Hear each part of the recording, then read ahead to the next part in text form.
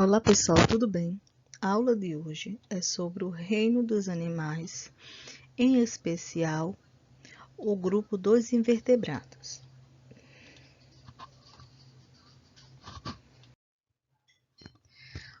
O reino dos animais, ele apresenta algumas características principais, ou seja, para o indivíduo pertencer ao reino animal, ele necessita ter essas principais características. E quais seriam elas?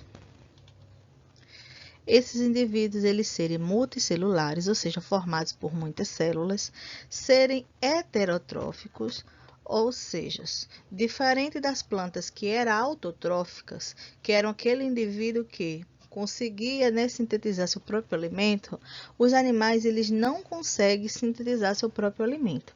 Ele necessita de fontes externas, ou seja, de outros indivíduos e outros organismos para poder se alimentar e ter sua célula eucariótica, ou seja, aquela célula que já possui o núcleo organizado, com as estruturas mais complexas, diferentemente lá dos outros indivíduos, principalmente lá das bactérias, que tinha uma célula procariótica.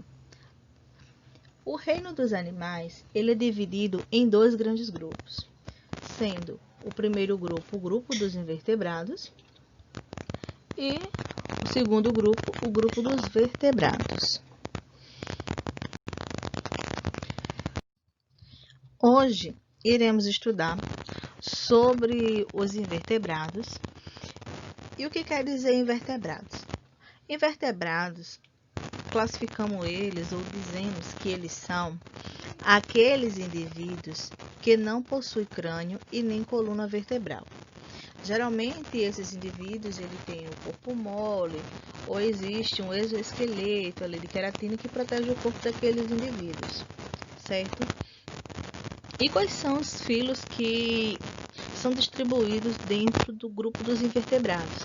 Então, nós vamos estudar sobre os poríferos, quinidários, plateumintos, nemateumintos, anelídeos, moluscos, artrópodes e equinodermos. Tá certo? O filo dos poríferos é o primeiro filo dos animais que estudamos. Eles são animais aquáticos que vivem em locais fixos, ou seja, eles ficam presos em rochas ou em outras superfícies, mas ele passa, ao longo da sua vida, preso nessas rochas, nesse substrato ali próximo dos corais, principalmente. O corpo desses animais apresentam uma estrutura ou uma abertura, um orifício, que chamamos de poros. E aí o nome é porífera. Poros, lembra? Poríferas. E poríferas também vai lembrar o nome que? Poros. E é através desse poro que a água atravessa o corpo deste animal, trazendo para ele vários micro-organismos que servem exatamente para eles se alimentarem, tá certo? Então, lembrando novamente que o nome das estruturas que tem no corpo desses animais é os poros, e é por ele onde a água passa, e esse animal filtra toda a matéria orgânica que está, composta ali na água, para que ele possa se alimentar. Por isso que dizemos que o nome desses animais, é porífera, e também chamamos ele por filtradores, tá certo? Então, por isso também, se falarmos de animais filtradores, vamos também lembrar dos poríferos. Nesta imagem, podemos analisar, certo? Através dessa estrutura principal e do ósculo dele, que se chama esse orifício maior, podemos ver lá os porozinhos pequenininhos, por onde essa água passa e ela é filtrada, para que este animal ele possa capturar lá os micro-organismos e se alimentar. O segundo filo estudado na aula de hoje é sobre os quinidários. Os quinidários eles são animais aquáticos que vivem fixos ou livremente. Ou seja, esses animais eles podem viver fixo, né, lá na rocha ou em alguns substratos como os poríferos, ou também podem viver livremente. O caso dos animais que vivem fixo é o caso da anemona do mar, lá no coral, os corais, né, que são a primeira e a segunda imagem, e livremente como a água-viva, a terceira imagem. Esses animais eles são carnívoros, ou seja, eles precisam caçar para se alimentar ou inventar alguma estratégia para que possa capturar seu alimento. O corpo desses animais, eles apresentam células especializadas. E essas células especializadas, ela tem a função tanto de defesa, né, como também para que esses animais eles possam caçar. E o nome dessas células especializadas é chamadas de quinidócitos, tá certo? Então, os quinidócitos, eles possuem toxinas que dependendo do animal ou tamanho do seu corpo, né? Neste caso, se for um animal pequeno, ele pode causar paralisia e daí eles capturar este alimento. Ou pode causar queimaduras em humanos, geralmente quando as pessoas vão para a praia e que os quinidários estão ali, né, na parte rasa, sempre acaba acontecendo algum acidente e as pessoas se queimando, exatamente por conta que boa parte do corpo desse animal é revestido por essas células especializadas, que chamamos de quinidócitos. Os principais representantes dos quinidários são a água-viva, os corais e as anêmonas do mar. Aqui é uma imagem de um coral, né, onde podemos ver vários quinidários, que até anteriormente as pessoas não acreditavam que fossem animais, certo? Que até não parece, né? Parece como se fosse alguma planta, algum outro tipo de ser vivo, menos um animal. Mas quando vocês lembrarem que alguém falar sobre corais, vocês vão lembrar que eles são, né, animais e que eles pertencem ao filo dos quinidários. O terceiro filo a ser estudado é o filo dos plateumintos. A principal característica deste filo é os animais apresentarem corpos achatados. Eles podem apresentar vários tipos de hábitos alimentares, como carnívoro, herbívoros, onívoros. Existem também plateumintos de vida livre e aqueles de vida parasitas. Os de vida livre, né, tomamos como exemplo a planária, que são animais que habita locais aquáticos ou solos úmidos. No caso da planária, este animalzinho aqui da segunda imagem, ou também como esta planária marinha. Geralmente as marinhas elas são mais coloridas. E os de vida parasita, neste caso, são as tênias ou os esquistossomos, tá certo? E seus principais representantes são a planária, a tênias e os esquistossoma, neste caso aqui o Esquistossoma mansoni. Na imagem temos, né, como eu tinha falado anteriormente, uma planária marinha, essa planária terrestre de ambientes úmidos e a nossa conhecida, né, famosa solitária, ou a tênia, que causa a doença teníase. O quarto filo a ser estudado é o filo dos nemateumintes ou os nematóides. A principal característica deste grupo é que eles apresentam corpos longos e achatados.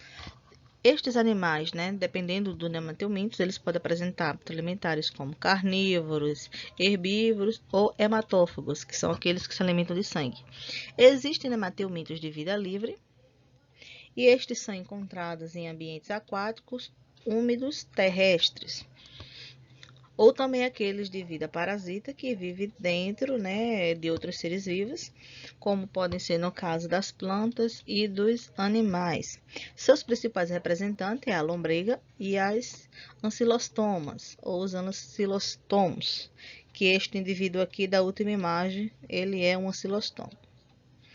A nossa imagem do meio é a lombriga, e aqui é um nemateuminto pequenininho, que ele gosta de viver ali meio às madeiras apodrecidas.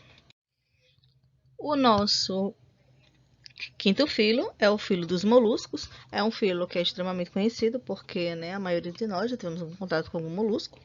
Eles são animais de corpo mole e molusco quer dizer isto, né, animal de corpo mole. Então é a sua principal característica. Muitos podem apresentar conchas de calcário, para proteger seu corpo e outros não.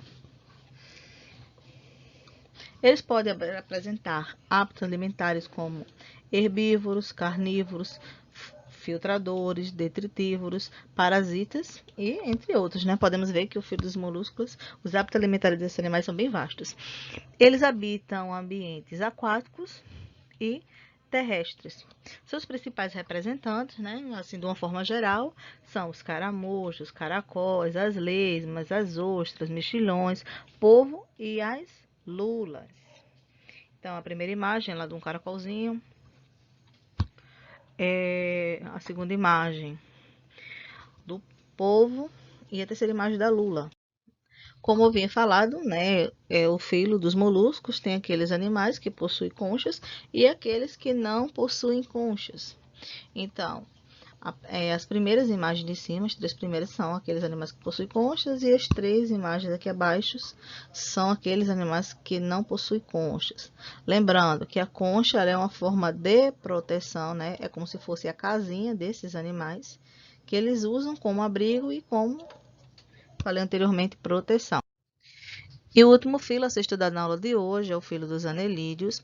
A sua principal característica é que esses animais eles possuem um corpo mole, alongados e com segmentação.